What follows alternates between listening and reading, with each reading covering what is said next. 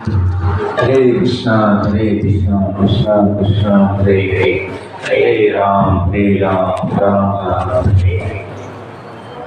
जगन्नाथ रथ यात्रा महोत्सव की जय, जगन्नाथ स्वामी की जय, जगन्नाथ पुरी धाम की जय, जगत गुरु श्री गोपाल की जय, समवेत गौर भक्त की जय, गौर प्रेमानंदे जय राधा माधव कुंज बिहारी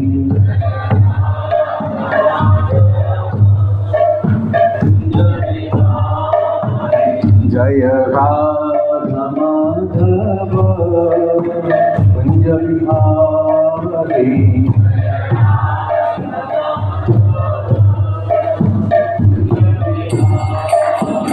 जय गोपी जन वल्लभ गिरिवरधारी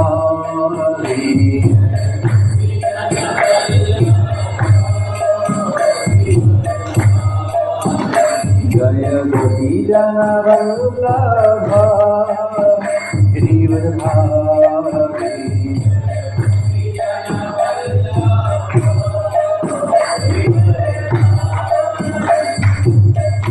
यशोदानंदन भज जन रंजन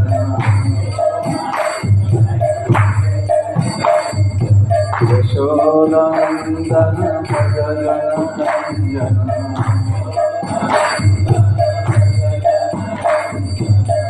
यमुना तीरा वनचारी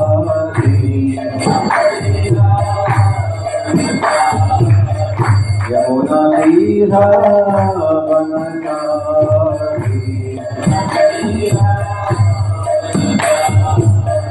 जय राधा माधव कुंज बिहारी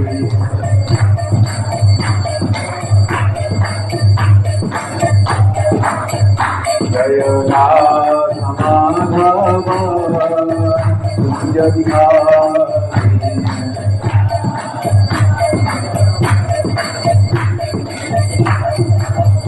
जय गोपी जन वल्लभ गिरिवरधारी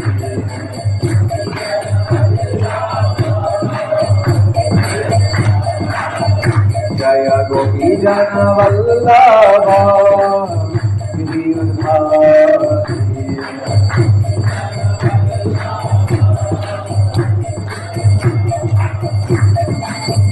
यशोदानंदन भज जन रंजन यशोदानंदन भज जन रंजन यमुना तीरा वनचारी यमुना तीरा वनचारी यमुना तीरा वनचारी जय राधा माधव कुंज बिहारी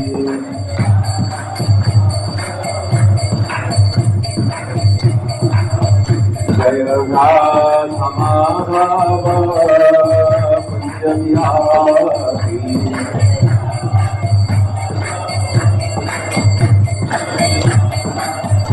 हरे Krishna Krishna Krishna Hare Hare Hare Ram Ram Ram Hare Hare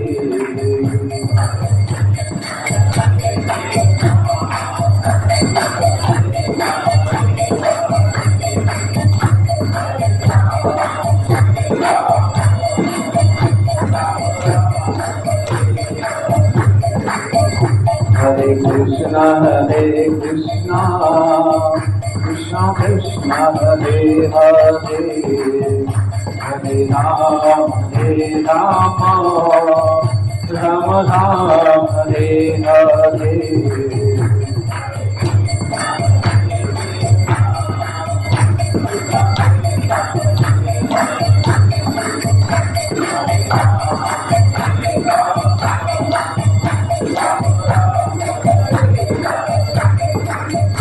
Hare Krishna,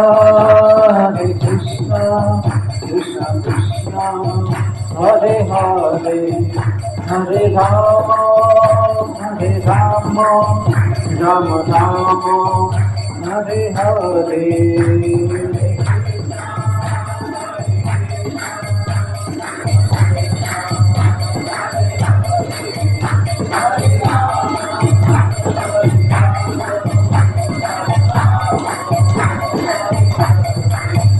Jai Jagannath, Jagannath, Baladeva, Jai Madhavibhadra.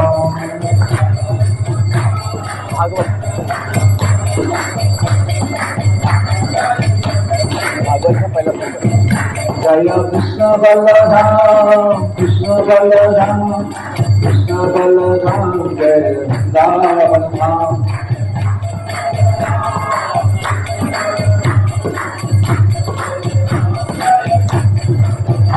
Jai Radha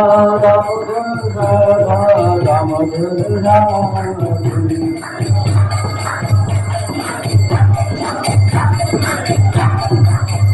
Jaya Gauranitai, Gauranitai, Gauranitai, Jaya Gauranitai.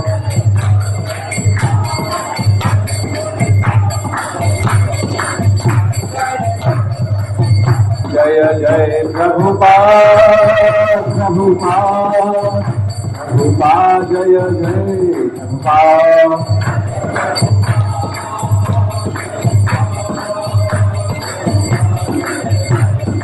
Jaya Jaya Gurudev, Gurudev, Gurudev, Jaya Jaya Gurudev.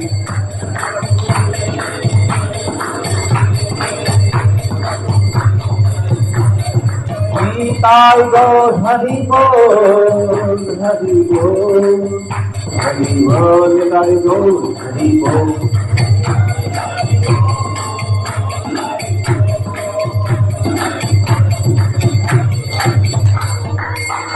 कलियुग पावन श्री नाम संकीर्तन की जय।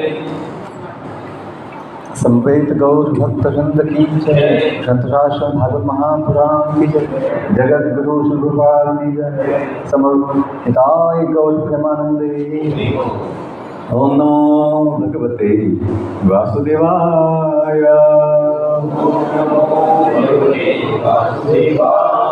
ओम नमो भगवते वासुदेवाय।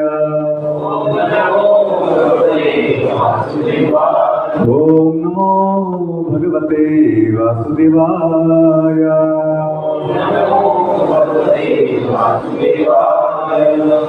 नारायणं नमस्कृत्य नरं चैव नरोत्तमं देवीं सरस्वतीं व्यासं ततो जयमुदीरयेत्। नष्टप्रायेषु भद्रेषु नित्यं भागवत सेवया भगवती उत्तम श्लोके भक्ति भवति नैष्ठिकी। कृष्णाय वासुदेवाय देवकी नंदनाय च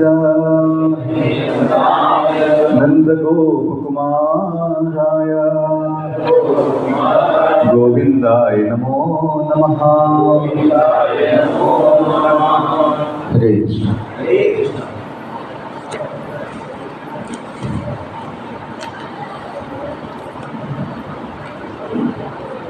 तर आपण आज श्रीमद भागवतचा पहिला स्कंद आणि अध्याय 3 मधून वाचतोय। अध्याय 3चं नाव आहे अवतारे श्रीकृष्ण आणि आपण श्लोक संख्या घेऊ।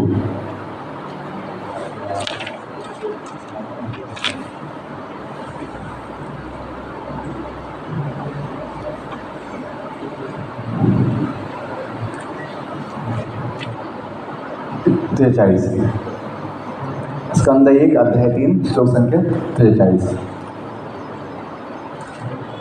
कृष्णे स्वधाम उपगते कृष्णे स्वधाम उपगते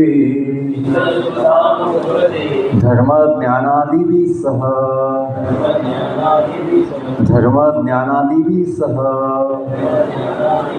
कलौ नष्टदृशाम् एष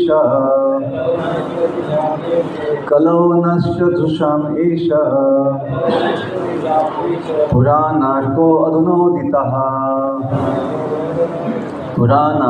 अधुनोदितः कृष्णे सुधाम उपगते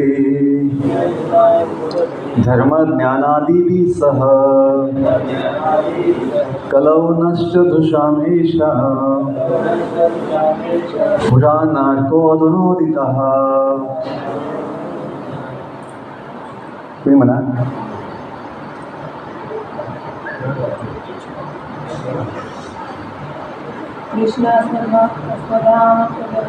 कृष्णे सुधाम उपगते धर्मज्ञानादिभिः सह कलौ नष्टदृशाम् एष पुराणार्को अधुनोदितः.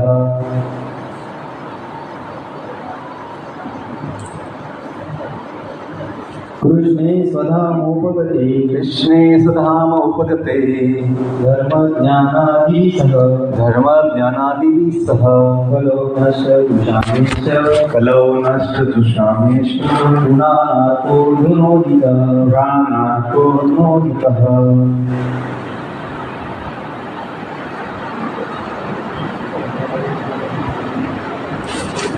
शब्दार्थ. कृष्णे भगवान श्रीकृष्णांचा स्वधाम स्वतःचे धाम उपगते परत गेल्यानंतर धर्मज्ञान आदिभिही धर्मज्ञान इत्यादी सहित कलौ. तुम्ही म्हणायचं आहे कलौ कलियुगामध्ये नष्टदृशाम अज्ञानरूपी अंधकाराने आंधळे झालेल्यांसाठी एषः हे सर्व पुराण अर्कः पुराणरूपी सूर्य अधुना आता उदितः उगवला आहे. अनुवाद तात्पर्य श्रीलकृपाद की जय. माझ्या मागे म्हणायचं हे भागवत पुराण सूर्याप्रमाणे तेजस्वी असून भगवान श्रीकृष्णांनी स्वधामात गमन केल्यानंतर तत्काळ त्याचा उदय झाला आहे. या कलियुगात अज्ञानरूपी दाट अंधकाराने आंधळ झालेल्या लोकांना या पुराणापासून प्रकाश प्राप्त होईल. भगवान श्रीकृष्णांचे शाश्वत धाम आहे. तेथे ते आपले शाश्वत पार्षद आणि परिकर यांच्यासह सदैव आनंदात निमग्न असतात. त्यांचे शाश्वत धाम ही त्यांच्या अंतरंग शक्तीची अभिव्यक्ती आहे. तर भौतिक जगत ही त्यांच्या म्हणजे भगवंतांच्या बहिरंग शक्तीची अभिव्यक्ती आहे. जेव्हा ते या भौतिक जगात अवतीर्ण होतात तेव्हा ते आपल्या अंतरंग शक्तीतील सर्व परिकरांसह प्रकट होतात. भगवंत एकटे येत नाही, त्याच्यासोबत त्यांचे निकट भक्त येतात. त्या शक्तीला आत्ममाया योगमाया असे म्हणतात. भगवद्गीतेत भगवान म्हणतात की ते स्वतःच्या आत्ममायेने अवतीर्ण होतात. म्हणून त्यांचे रूप, त्यांचे नाम, यश, निवासस्थान इत्यादी ही जड वस्तूची निर्मिती नाही, ती दिव्य आहे. ते पतित जीवांच्या म्हणजे आपल्यासाठी, ते पतित जीवांच्या उद्धारासाठी आणि धर्मतत्वांची पुनर्स्थापना करण्यासाठी अवतीर्ण होतात. भगवंतांच्या व्यतिरिक्त अन्य कोणीही धर्मतत्वांची स्थापना करू शकत नाही. स्वतः भगवंत आणि त्यांनी शक्ती संपन्न केलेली योग्य व्यक्तीच अधिकारवाणीने धर्माचे नियम सांगू शकते. धर्मम तु साक्षात भगवत प्रणीतम. खऱ्या धर्माचा अर्थ परमेश्वराला जाणणे, त्याच्याशी आपला संबंध कोणता आहे ते जाणणे आणि त्याच्याशी संबंधित अशी आपली कर्तव्ये कोणती आहेत आणि शेवटी या जड देहाचा त्याग केल्यानंतर आपले गंतव्यस्थान कोणते ते जाणणे हवं. तर धर्म म्हणजे हे सर्व ज्ञान असणे. मी कोण आहे, मी कुठून आलो आहे, कुठे जायचं आहे, आपला संबंध कोणाशी आहे आणि आपलं कर्तव्य काय आहे, हे ज्ञान असणे म्हणजे धर्माचं ज्ञान. केवळ इंजिनियर डॉक्टर बनणे हे काही धर्माचं ज्ञान नाही आहे. बद्ध जीव भौतिक शक्तीमध्ये फसलेले असल्यामुळे त्यांना जीवनाची तत्त्वे माहीत नसतात. बहुतेक लोक शक्यतो पशूंप्रमाणे आहार, निद्रा, भय आणि मैथून यामध्ये संलग्न असतात. ते बहुतांश धार्मिकतेच्या, अज्ञानाच्या व मोक्षाच्या देखाव्याखाली इंद्रिय भोगात मग्न असतात. या कलियुगात तर ते आणखी अधिक आंधळे झाले आहेत. कलियुगातील लोकसंख्या केवळ पशुजीवनाची राजेशाही आवृत्ती आहे. काही पशु पण दाखवतात की आम्ही ऑफिसर, राजे, मंत्रिमंडळ असं आहे. ज्यांना आध्यात्मिक ज्ञानाशी किंवा भगवत भावनामय जीवनाशी काही कर्तव्य नसते ते इतके आंधळे असतात की सूक्ष्म मन, बुद्धी आणि अथवा अहंकार यांच्याही पलीकडे ते काही पाहू शकत नाही. असे असले तरी त्यांना आपल्या ज्ञानातील व विज्ञानातील प्रगतीचा आणि भौतिक समृद्धीचा अतिशय अभिमान वाटतो. जीवनाच्या परम ध्येयाविषयी दृष्टी पूर्णपणे नष्ट झाल्यामुळे असे लोक वर्तमान देह सोडल्यानंतर त्वरित कुत्रा, डुक्कर असे पशुदेह प्राप्त होण्याचे संकट स्वतःवर ओढावून घेतात.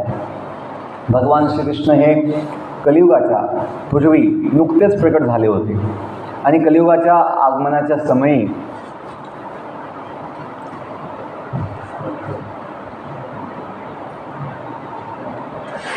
ते आपल्या शाश्वत धामात परतले.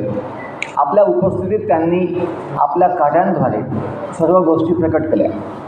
त्यांनी विशिष्ट गतीने भगवद्गीतेचा ज्ञान उपदेश दिला आणि धार्मिक तत्वांचे जे अहमन्य सिद्धांत होते त्या सर्वांचे निर्मूलन केले. म्हणजे जे चुकीचे सिद्धांत होते त्यांचं निर्मूलन केलं. या भौतिक जगातून अंतर्धान होण्यापूर्वी त्यांनी श्री नारद मुनींच्या द्वारे महर्षी व्यासदेवांना भागवताची रचना करण्यासाठी शक्ती प्रदान केली. अशा प्रकारे भगवद्गीता व श्रीमद भागवत हे दोन्ही ग्रंथ या युगातील आंधळ्या लोकांना ज्ञान प्रकाश देणारे दीप आहेत. दुसऱ्या शब्दात, जर या कलियुगातील लोकांना जीवनाचा खरा प्रकाश पाहण्याची इच्छा असेल तर त्यांनी केवळ या दोन ग्रंथांचे अध्ययन आणि पालन करण्याची सवय लावून घ्यावी. म्हणजे त्यांच्या जीवनाचे उद्दिष्ट प्राप्त होईल. भगवद्गीता म्हणजे भागवताचा प्राथमिक अभ्यास आहे. भागवत जीवनाचे सार सर्वस्व आहे. ते साक्षात श्रीकृष्ण स्वरूप आहे. म्हणून भागवताला प्रत्यक्ष भगवान श्रीकृष्णांचे स्वरूप म्हणून स्वीकारायला हवे. अशा रूपात जो भागवताला पाहतो, भागवत समजतो, तो श्रीकृष्णांना प्रत्यक्ष रूपाने पाहू शकतो.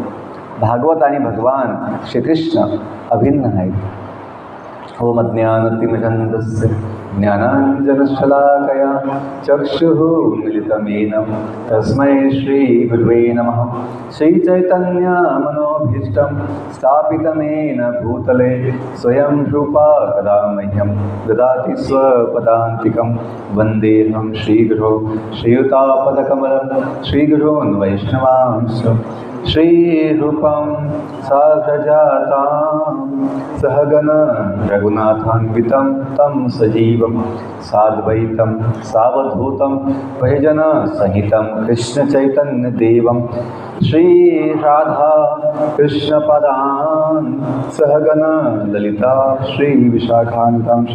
नमो विष्णुपदाय कृष्णप्रेष्ठाय भूतले श्रीमते भक्तिवेदांत स्वामिनिति नामिने नमस्ते सरस्वती देवी गौरवाणी प्रचारिणे निर्विशेष शून्यवादी पाश्चात्यदेशतारिणे नमो महावदन्याय कृष्ण प्रेम प्रदाय कृष्णाय कृष्ण चैतन्य नामिने गौरकृष्णे नमः नमो ब्रह्मण्य देवाय गो ब्राह्मण हिताय च जगजिताय कृष्णाय गोविंदाय नमो नमः हे कृष्ण करुणा सिंधु दीनबंधो जगत्पते गोपेश गोपिकाकांत राधाकांत नमोस्तुते तप्त कांचन गौरांगी राधे वृंदावनेश्वरी वृषभानुसुते देवी प्रणमामि हरिप्रिये वाञ्छाकल्पतरुभ्यश्च कृपा सिन्धुभ्येव च पतितानां पावनेभ्यो वैष्णवेभ्यो नमो नमः। जय श्री कृष्ण चैतन्य प्रभु नित्यानंद श्री अद्वैत गदाधर श्रीवासादि गौर भक्तवृंद नीलाचल निवासाय नित्याय परमात्मने बलभद्र सुभद्राभ्यां श्री जगन्नाथाय नमः। हरे कृष्णा कृष्णा कृष्णा हरे हरे हरे राम राम राम हरे हरे कृष्णा कृष्णा कृष्णा कृष्णा हरे हरे हरे राम राम राम हरे हरे हरे कृष्णा कृष्णा कृष्णा कृष्णा हरे हरे हरे राम राम राम हरे हरे। हरे आप मराठी समझते हैं? मराठी समझते हैं? हिंदी बोलते हैं। हरे श्री प्रभुपाद की जय। तो आज बड़ा अपना सौभाग्य है कि हम पावन दिन पर आज का जो जगन्नाथ रथ यात्रा महोत्सव है उसके दिन हम भागवत की चर्चा कर रहे हैं और भक्ति में अपना मन और चेतना का बड़ा विशेष महत्व है कि हम जो भी कार्य करते हैं वो समय अपना मन कहाँ है वो बड़ा आवश्यक है। यदि हम भक्ति को केवल रोज जैसा काम समझे, रोज का ही काम है क्या बड़ी बात है, तो फिर हम गलती कर बैठे, हम खो देंगे जो भगवान का अनुभव हमें हो सकता है और जीवन का जो धन्यता सफलता हमें महसूस हो सकती है वो नहीं होगा। यदि हम रोज जैसा काम समझेंगे, रोज का ही काम, यदि हम ध्यान जो है वहाँ नहीं लगाएंगे, जो भी सेवा में लगे हैं, जो भी हम कार्य में लगे हैं, वो समय अपना मन कहाँ है, ध्यान कहाँ है, ये बड़ा आवश्यक बात है। जो व्यक्ति समझ गया कि यदि हम सावधान नहीं होंगे तो हम गलती कर बैठेंगे। नजर हटी ध्यान हटा दुर्घटना घटी, दुर्घटना होने वाली है, अपराध होने वाले हैं। अपराध जो होते हैं सामान्यतः ध्यान न देने से होते हैं। जब हम ध्यान नहीं देते कोई चीज़ पर तो फिर अपराध हो जाता है। तो इसलिए हम जो 10 नाम अपराध बोलते हैं तो अंत में जो बोलते हैं कि ध्यान न देना, ध्यान पूर्वक जप न करना, ये अपराध है। और सभी अपराधों का मूल कारण यही है कि हम ध्यान नहीं दे पाते। और भक्ति जीवन जो है वर्तमान में होता है। भक्ति जीवन में भूतकाल और भविष्य का कोई ज़्यादा भूमिका नहीं होती। वर्तमान ये आध्यात्मिक जीवन का स्वभाव है, वर्तमान काल। भौतिक जगत में लोग वर्तमान काल में कभी नहीं होते हैं। भौतिक जगत में लोग माया के प्रभाव से हमेशा भूतकाल के दुख में होते हैं या भविष्य की चिंता करते हैं। उन्हें हमेशा भविष्य की चिंता लगी रहती है, मेरा बच्चों का क्या होगा और फिर बच्चों के बच्चों का क्या होगा। ये ऐसा माया उनको भटकाती रहती है, आगे आगे और पीछे पीछे। ऐसा क्यों नहीं हुआ, वैसा क्यों हुआ, ऐसे लगे रहते हैं। अभी मैं क्या करना चाहिए, अभी अपने हाथ में क्या है, अभी हम क्या कर सकते हैं, वो विचार माया बद्ध जीवों को भौतिक जगत में नहीं देती है, लेकिन भगवत धाम में सभी जीव नित्य रूप से वर्तमान काल में भगवान के साथ आनंद लेते हैं, और भौतिक जगत में जीव दुख ही लेते हैं, चिंता ही लेते हैं। तो ये अंतर है भक्ति जीवन और बद्ध जीवन में। तो आज का जो श्लोक है कि भगवान श्री कृष्ण जो है इस कलयुग के पहले इस जगत को छोड़कर जब अपने धाम गए गोलोक वृंदावन, तो उसी क्षण भागवत महापुराण जो है, जो सूर्य के समान तेजस्वी है, उसका उदय हुआ है। कृष्ण स्वधाम उपगते। और भगवान कैसे जाते हैं? भगवान का स्वरूप जो है धर्म और ज्ञानमय है। जहाँ भगवान है वहाँ धर्म है, वहाँ ज्ञान है। जहाँ भगवान की बातें नहीं है, भगवान की श्रद्धा नहीं है, भगवान का कोई महत्व नहीं है, वहाँ धर्म और ज्ञान नहीं हो सकता। तो हम पाते हैं दुनिया में, मतलब जो लोग भगवान को नहीं मानते हैं, भगवान को नहीं जानते हैं, उन्हें कोई ज्ञान नहीं होता, उन्हें कहीं नीति नहीं होती उनमें, उन्हें कोई धर्म का कोई प्रभाव नहीं होता। वो लोग केवल पशु जैसे ही जीवन जीते हैं। तो भगवान जब गए धर्म ज्ञान को साथ में लेकर, तो भगवान दयावश कलयुग के जीवों के लिए ये भागवत का पुराण उदित किए हैं। कलो नष्ट, और कलयुग में क्या लक्षण बताया गया है? कलयुग में जीवों का जो दृष्टि है वो नहीं है, वो देख नहीं सकते कि सत्य क्या है, जीवन क्या है, हम कौन है, कुछ नहीं समझ सकते। अंधा बनकर केवल पशु जैसा जीवन जीते हैं।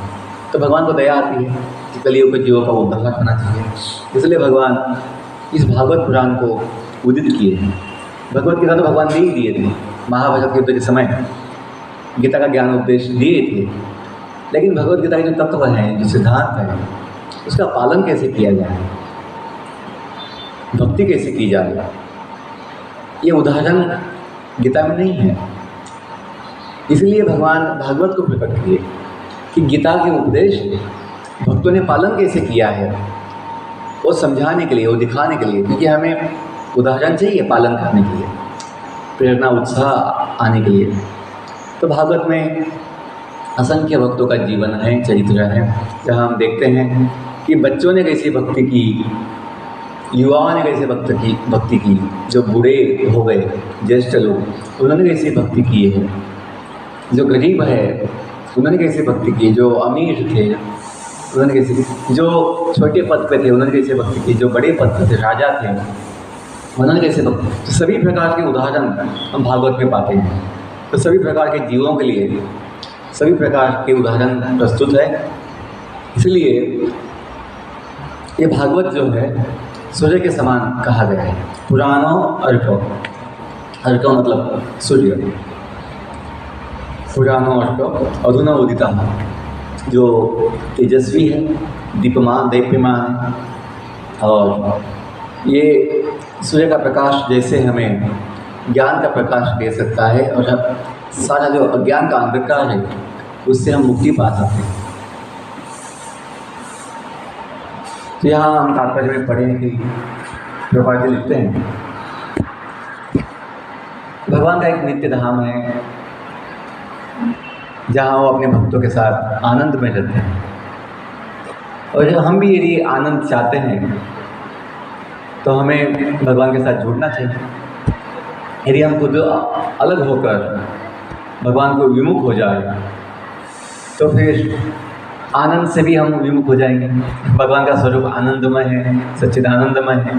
इसलिए जब हम भगवान से विमुख हो जाते हैं तो जो भगवान का स्वरूप है सच्चिदानंद, उससे भी विमुख हो जाते हैं। हम बन जाते हैं असत, मतलब नाशवान। जो हमें जीवन मिलता है वो नाशवान ही होता है, और असत अज्ञानमय। भगवत धाम में से भी जीव ज्ञानमय होते हैं, क्योंकि भगवान के साथ है, भगवान की सेवा में है। इस जगत में सभी जीव अज्ञानमय होते हैं, उन्हें स्वयं का भी ज्ञान नहीं होता है। सोचते हैं मुझे दुनिया का ज्ञान हुआ है, मैं बड़ा साइंटिस्ट हो गया हूँ, मैं बड़ा शास्त्रज्ञ हो गया हूँ, मैं बड़ा पढ़ा लिखा इंजीनियर डॉक्टर हो गया हूँ, लेकिन स्वयं का भी ज्ञान नहीं। क्या ज्ञान नहीं है? हम दुनिया में जो आए हैं जन्म लेकर, हम कहाँ से आए हैं कोई आता पता नहीं। हम कितने समय के लिए वो भी आता पता नहीं। और जो हम लोग के साथ है, परिवार के लोग हैं, बच्चे हैं, माता पिता है या जो भी है, पति पत्नी जो भाई बहन है, उनके विषय में भी कुछ पता नहीं है कि जो सबके साथ में है वो कितने समय के लिए है, आगे वो कहाँ जाएंगे, उनका इतिहास कहाँ क्या है, कहाँ से आए हैं, कुछ पता नहीं है। तो ऐसा अज्ञान में जीवन हम जीते हैं। क्यों? हम भगवान से विमुख हो गए हैं। तो भगवान का जो स्वरूप है सच्चिदानंद, उससे भी विमुख हो गए हैं। सत्य चित, चित मतलब ज्ञानमय, और फिर दुनिया में जो हम हैं अज्ञानमय है। और आनंदमय जो भगवान के धाम में थे, अभी हम दुखमय हो गए हैं। सभी जीव दुखी होते हैं, कोई प्रसन्न नहीं दिखता है, क्योंकि भगवान से विमुख हो गए। और ये समझ भी नहीं पाता है कि हम अशाश्वत नाशवान जीवन जी रहे हैं, नहीं समझ पाते। अपना जीवन बड़ा अनिश्चित है, नहीं समझ पाता। वो बड़े बड़े प्लान बनाता है, दुनिया में बड़ा बनने का सोचता है कि मैं बड़ा धन कमाऊँगा, मैं बड़ा प्रसिद्ध हो जाऊँगा और जीवन का सुख पाऊँगा। कभी आज नहीं, भविष्य में पाऊँगा, ऐसा सोचता है। आज जो है उसका सुख क्यों नहीं है? नहीं, उसमें थोड़ी सुख मिलता है। बड़ा बनना चाहिए तभी सुख मिलेगा। ऐसी माया उसको भटकाती है और हमेशा भविष्य और भूतकाल में उसको जीवन जीने के लिए मजबूर करती है।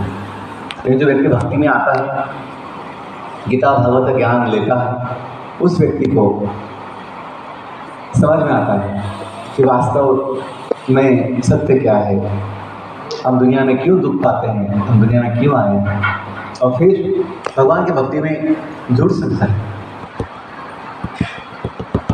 हमें नियमित रूप से गीता भागवत पढ़ना चाहिए, भगवान के भक्तों का सेवा करना चाहिए।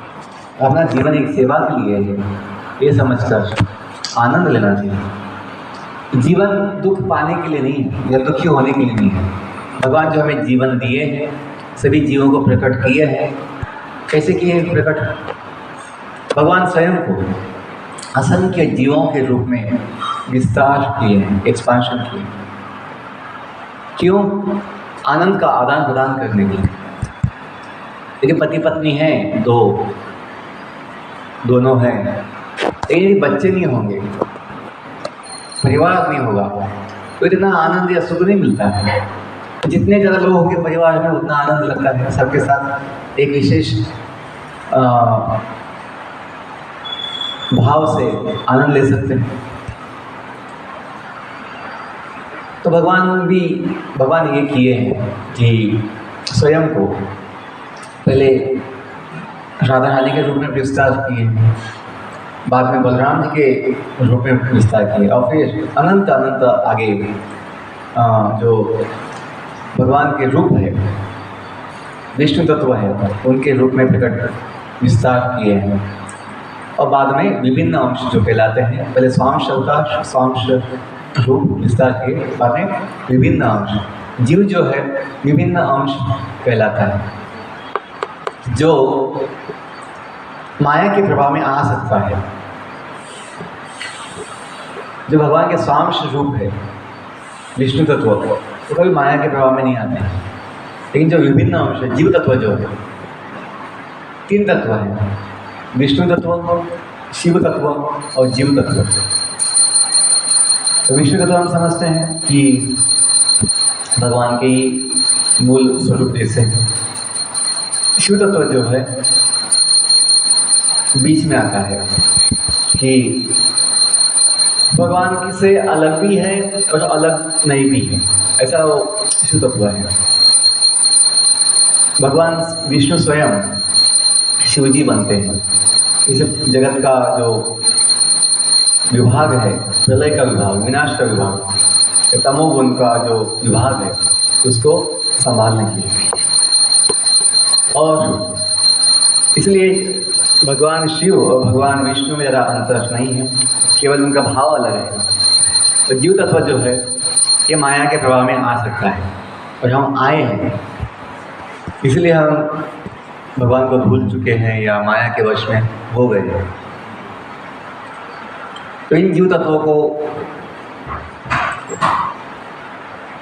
दो पर्याय होते हैं, एक तो भगवान की सेवा करें या माया की सेवा करें।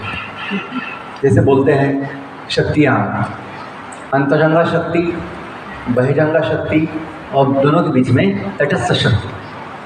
अंतरंगा शक्ति मतलब जो आध्यात्मिक शक्ति है, योग माया, वो कहलाती है। बहिरंगा शक्ति जो महामाया शक्ति है, इस जगत में हम जो पाते दुर्गा देवी का जो शक्ति है, वो महामाया कहलाती है, जगदम्बा। और शिव जी उनके स्वामी हैं। तो जगत के माता पिता भगवान शिव और दुर्गा माता कहलाती है। बहुत ही जगत का जो माता पिता है उनको कहलाता, वो उनको कहा जाता है। और दोनों शक्ति के बीच में जो तटस्थ शक्ति है, जो कभी अंतरंगा शक्ति के आश्रय में होगा, कभी बहिरंगा शक्ति के आश्रय में होगा, वो जीव तत्व है।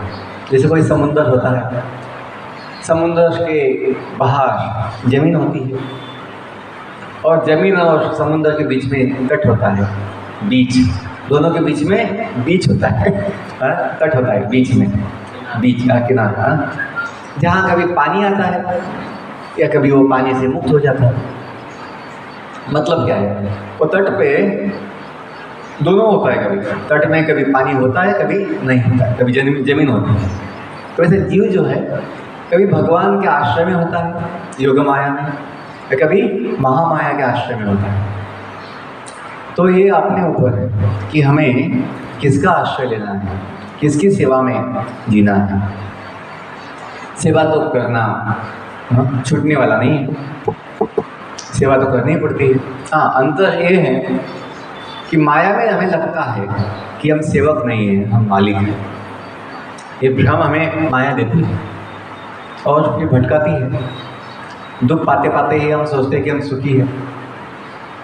ये बड़ा दुर्भाग्य की चीज़ है कि हम अपने जीवन का जो वास्तव है, सत्य है, वो देख नहीं पाते हैं। कभी देखते भी है हम उसको भूल जाते हैं और सोचते हैं एक गाड़ी है, एक बंगला है, मैं सुखी हूँ, 2 दिन में मरने वाला है, ये देख नहीं पाता। ये माया का प्रभाव है। और आपने प्रभाव ने लिखा है तात्पर्य में, इस जगत, ये देह छोड़ने के बाद अगला जन्म जो मिलने वाला है, कुत्ते का, बिल्ली का, कभी सूरज का, वो देख नहीं पाता है, वो समझ नहीं पाता है। केवल सोचता है 10-20 साल में जी लिया, कुछ पैसा कमा लिया, कागज़ का पैसा, मैं बड़ा सुखी हो गया, मैं बड़ा यशस्वी हो गया, ऐसा मानता है। क्योंकि अज्ञान में है और फिर मूर्ख बन गया है, तो ये समझ नहीं पाता है।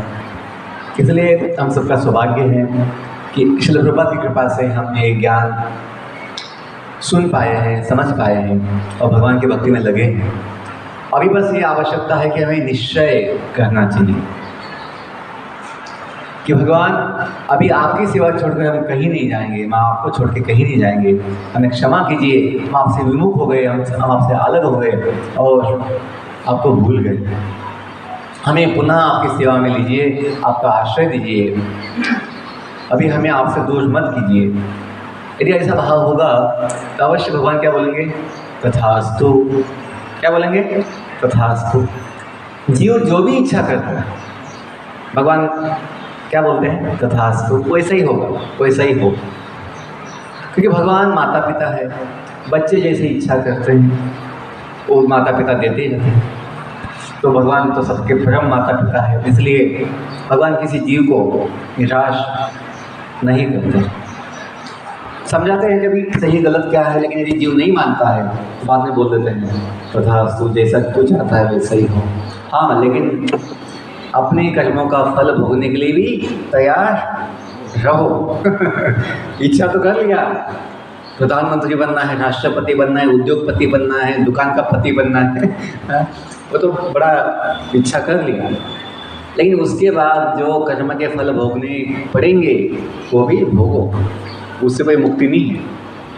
क्योंकि आपने सुना नहीं है, आपने मेरी बात को नहीं सुना है, तो फिर अपने कर्मों के भोग भोगने के लिए भी तैयार हो। दुनिया का ये स्वभाव है। तो आज जो उत्सव है जगन्नाथपुरी में, उसके विषय में 5 मिनट बोलता हूँ कि अपना जीवन भी एक क्या है, यात्रा। जगन्नाथ जी का याद रथ यात्रा है, तो बस यही शब्द भी मैं बोलूँगा। जगन्नाथ जी का क्या है, रथ यात्रा है।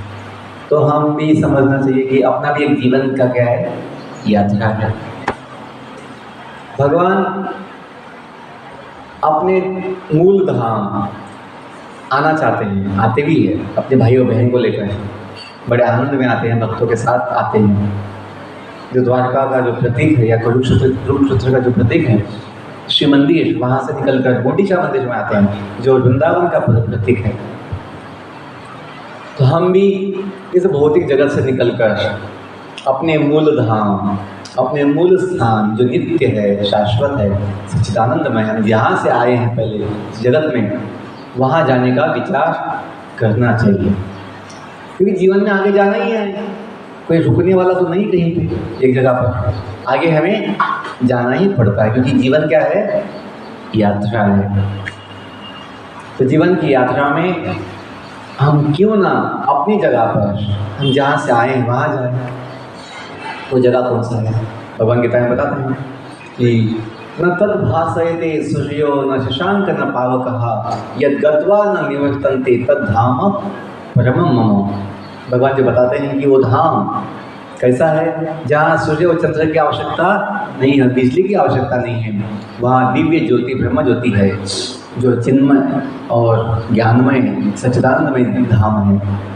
और वहाँ जागने के बाद जीव पुनः इस जगत में लौटता नहीं है। यद गत्वा न निवर्तन्ते तद धाम परमं मम। ऐसे जो सर्वोच्च धाम है, परम धाम है, जहाँ से हम आए हैं गलती करके, वहाँ क्यों ना जाए। ओम असतो मां सद्गमये, ओम तमसो मां ज्योतिर्गमये, ओम मृत्योर्मां अमृतं गमये। जो वेदों का आदेश है, जो वेदों की सूचना है, इस जगत से निकलकर जो असत है, नाशवान है, निकलकर जो सद्धाम है, शाश्वत धाम है, वहाँ जाना चाहिए। गमय मतलब जाइए, गमन मतलब जाना, गमन, गमय मतलब जाओ। असतो माँ, माँ मतलब मत रहो, डोंट स्टे हियर, मत रहो, माँ नहीं। तो असतो माँ सद्गमय, तमसो माँ ज्योतिर्गमय। अंधकार में मत रहो, जैसा आज का इसमें बताया है कि जीव में, जगत में जीव का अज्ञान की वजह से अंधे बन गए हैं। अंधे मत बने रहो, ज्ञान का प्रकाश लेकर दिव्य दृष्टि पाओ, दिव्य दृष्टि पाओ। तो तमसो माँ ज्योतिर्गमय, माँ मतलब मत रहो, अंधे मत रहो या अज्ञानी मत रहो, तमसो माँ।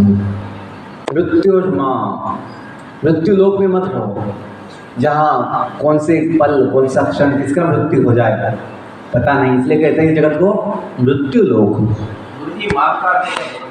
माँ, माँ मतलब नहीं, माँ, माँ या, माँ मतलब नहीं, जो नहीं वो माया। तो तमसो माँ, माँ मतलब मत रहो, नॉट, नो, कि अंधकार में मत रहो। माम नहीं, माम नहीं, तमसो माँ ज्योतिर्गमय, मृत्योर माँ अमृतम। माँ मतलब नहीं, माँ मतलब मुझे, माँ, माँ मतलब नहीं, मृत्युर माँ, कि मृत्यु लोक में मत रहो। तो कहाँ जाओ, अमर लोक, अमर लोक जो है अमृतम गमय, जहाँ सब कुछ अमृतमय है, नित्य है, शाश्वत है।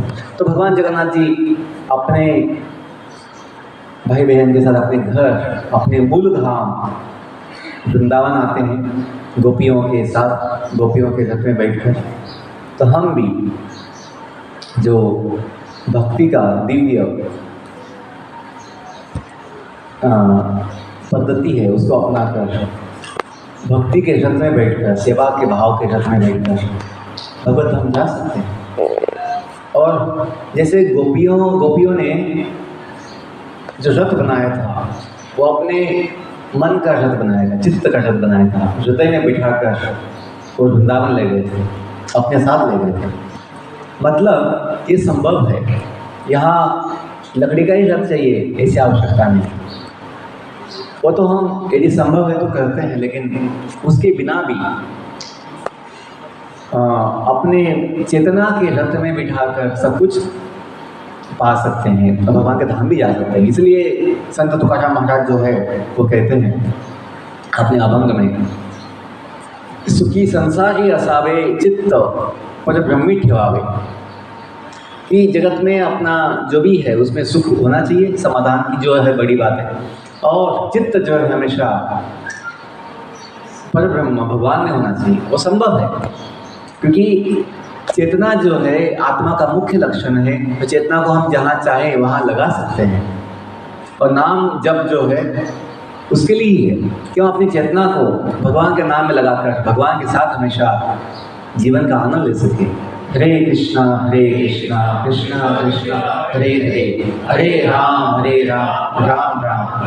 नाम जप जो है केवल गले का काम का नहीं है, या गले का काम नहीं है, बस गले का ये करना है, व्यायाम करना है, वो आवश्यक है, वो शुरुआत है। लेकिन अपेक्षा ये है कि गले से नाम लेते लेते जीवा से नाम लेते लेते अपने चित्त का भी वो आदत हो जाए, अपने चित्त में भी हमेशा भगवान का नाम चलता रहे, ये अपेक्षा है।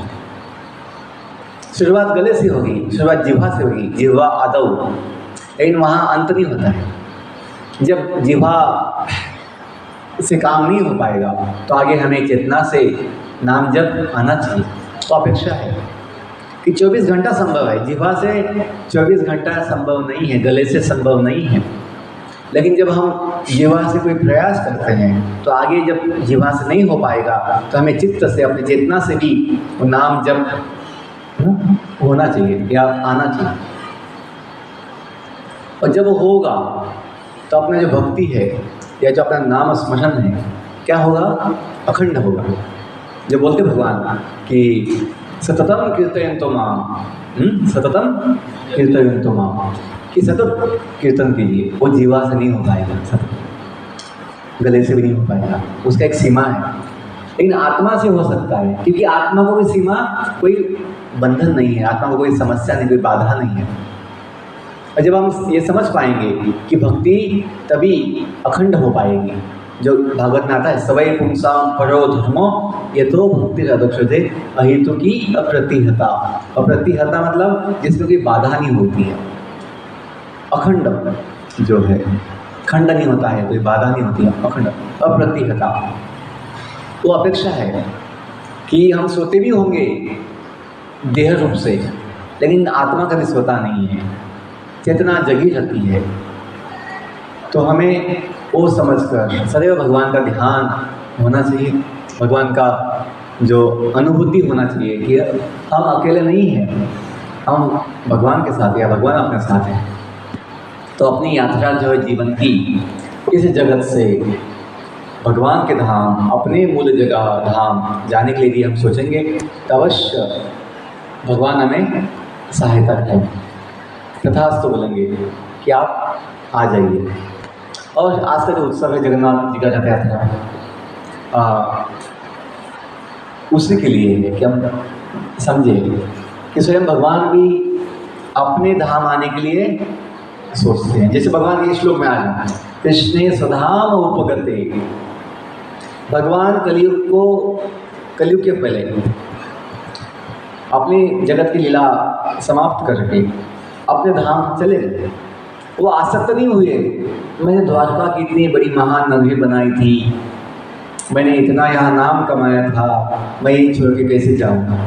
देखो भगवान ने इतना सुंदर लीला किया, इतना सुंदर अपना वैभव दिखाया, ऐश्वर्य दिखाया, लेकिन थोड़े समय ये जो जानते हैं कि ये दुनिया मेरा नित्य धाम नहीं है, जितना आवश्यक था उतना ही भगवान ने समय बिताया 125 साल, और फिर बाद में अपने अपने धाम चले गए।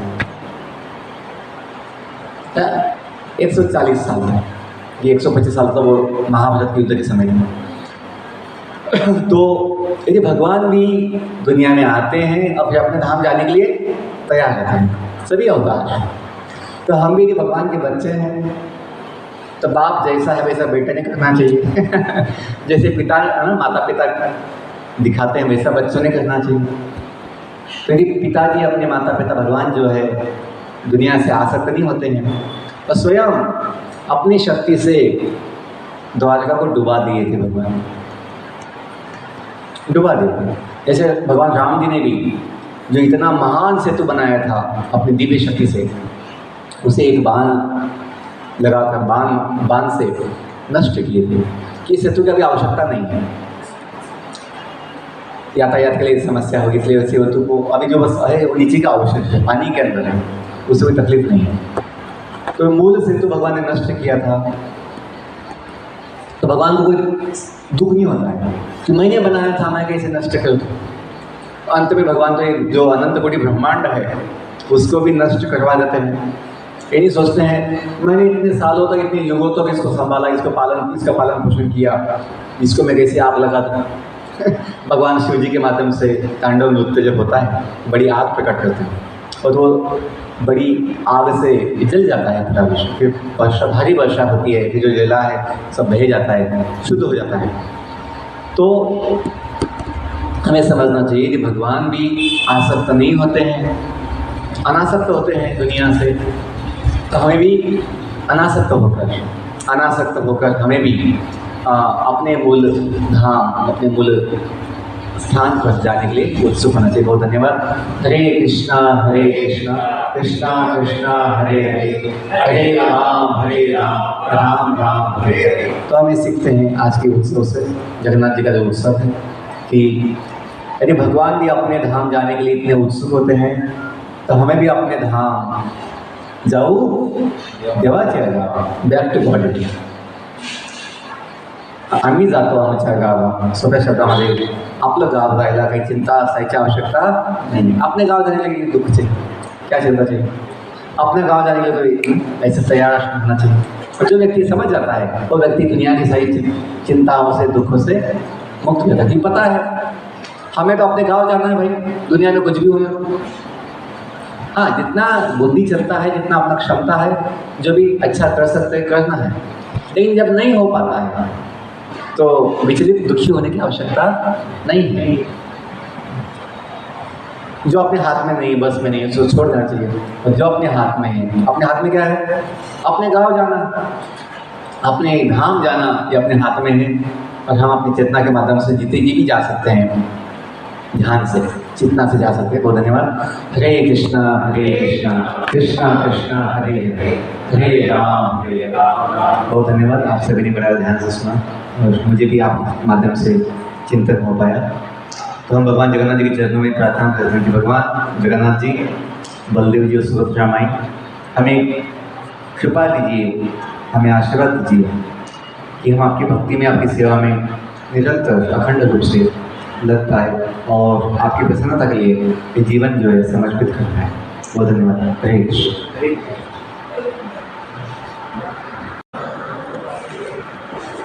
जगन्नाथ यात्रा प्रभु की प्रभु जी के लिए एक बार हरे कृष्णा नाम फिर उच्चारण करेंगे और उनका धन्यवाद व्यक्त करेंगे। हरे कृष्णा कृष्णा कृष्णा हरे हरे, हरे राम राम राम हरे हरे।